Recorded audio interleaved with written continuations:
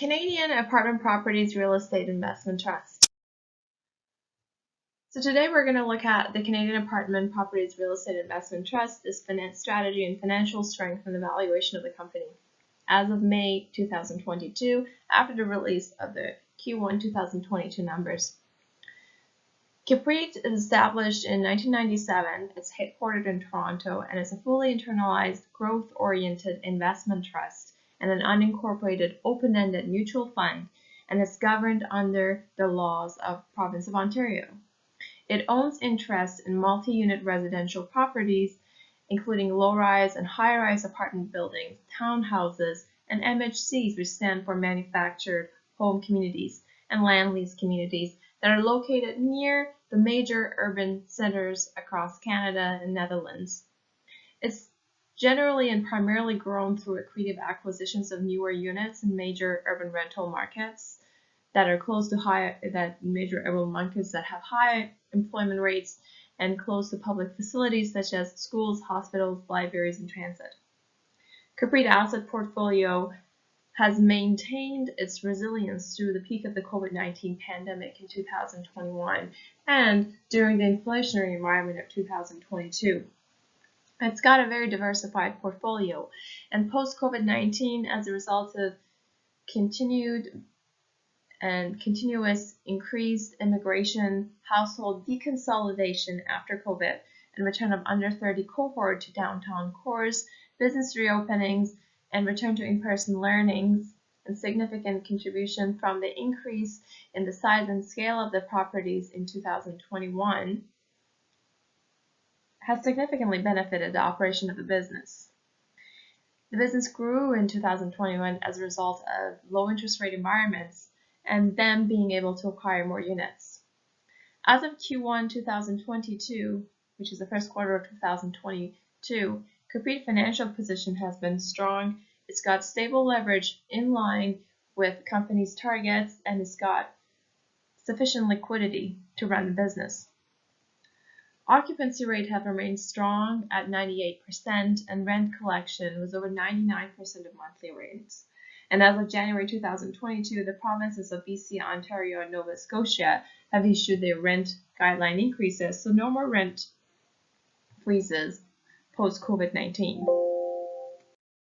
So let's look at a debt strategy, because the company needs to borrow from bank to be able to purchase all of these properties. So they use mortgages. And historically, if you look at the mortgage portfolio, no more than 12% of the total mortgage come due in any given year. If you look at the cap rates, which is the rate for real estate properties, and the all-in mortgage rates, there's always the comfortable spread between the cap rate and the mortgage rates. But this spread has narrowed as a result of higher interest rates because Feds are increasing rates.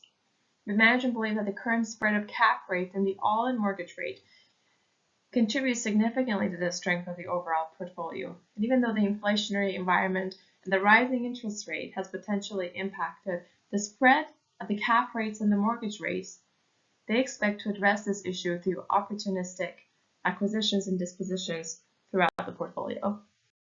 And this is demonstrated by looking at the history of this company and their financial statements. Now let's look at the valuation of the company. We value this company on an asset-based valuation. So we look at the operating assets that are generating revenue, and we get the value of these operating assets by dividing the NOI, which is net operating income, by the cap rate to get the value of the operating assets. To that, we add any of the assets that are not part of the operating assets, maybe lands that are not used for anything. We add back cash, which is a non-operating asset, and we take out the amount of debt that the company has. So that's net debt, and that brings us to the net asset value of the company. We divide this net asset value by the number of shares outstanding as of the date of this valuation, and we arrive at the net asset value per share, which is displayed on the slide. In this case, this is the last 12 months, so that's 2021. This column in 2022 numbers, and this one is 2023 numbers. So FY1, which is forward year 1, and forward year 2. Valuation is generally forward-looking. As a result, we always consider the forward year 1 and the forward year 2. we can run sensitivity analysis of the different cap rates. And once we do that, we can determine what type of valuation we want to look at. Meanwhile, because these are forward year numbers, we have to take the present value of these shares, so we discount them at the cost of equity. As a result, based on all these analyses using a cap rate of 3.6%, we arrived at a value for the stock of this company at $60.50, which is above the current price of the stock in the market. To read more about the analysis and understand the strategy behind the company's operations and the valuation, head on to our website at www.modelizeinvestments.com and download the reports on the basic Modelyze tab. You can also access the financial models that are used to analyze these companies at Modelyze store. Thank you.